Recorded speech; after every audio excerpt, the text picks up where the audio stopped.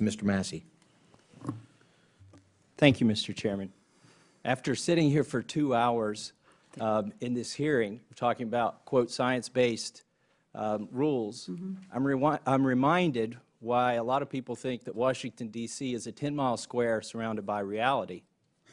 You know, I studied science and engineering at MIT for 6 years, but you don't have to be a scientist or an engineer to understand you can't do science without numbers, and you can't do science without units.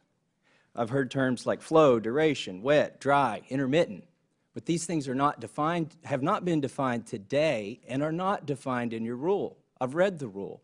It uses terms of art, but it doesn't use terms of science. And that's why we're going around the bush here and chasing our tails, is because we're not talking about numbers and units. The units we should be using, and the units that I see in state law, are acre feet, gallons per minute, 100-year flood, 500-year flood. Let me give you an example. Here's a definition of floodplain from your rule. It means an area bordering inland or coastal waters that was formed by sediment deposition from such water under present climatic conditions and is inundated during periods of moderate to high water flows. What the heck does moderate to high mean? Could you put these rules? You say they're based on science. A science-based rule would say a 100-acre flood, or a 100-year flood, or a 500-year flood. That's what I see missing from these rules, and that's why we're concerned. Why are there no numbers or units in the rule? Actually, we put both definitions as well as we teed up a number of potential ways to actually bring more bright lines into the system. Well, we actually took comment on whether or not it should be a 100-year floodplain. So well, we I would recommend that you heed those comments and use them. Look, this is the 4th hearing we've had on this. Mr. Perciasepi answered a few questions for me. I believe he was your deputy administrator, is that correct? That's correct. I asked him about the cost of implementing this rule, and he once testified it was $100 to $200 million, and then he later clarified it to say it was $160 to $280 million. Do you agree with those numbers to implement it?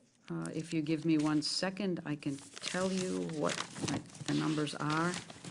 I see the costs that have identified in the proposal is $162 million to $278 million. Okay. I'm glad you agree with him, because on page 5 of your written testimony today, you say the rule provides continuity with the existing regulations where possible, which will reduce confusion and, I'm quoting you here, will reduce transaction costs for the regulated community and the agencies. So how can you say it's going to reduce transaction costs for the community and the agencies, and then testify that the cost is $160 to $280 million?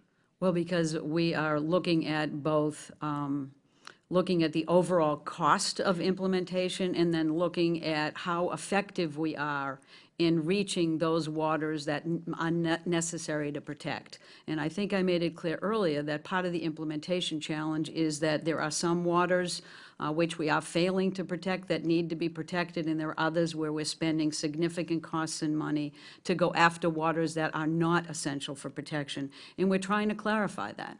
Well, it's, you know, outside of this 10-mile square, that sounds like Washington, D.C. speak. You're saying it's going to save money, but in your testimony, but you're testifying that it will cost money. I have one final question. This has to do with the farmers. We have a lot of farming in Kentucky.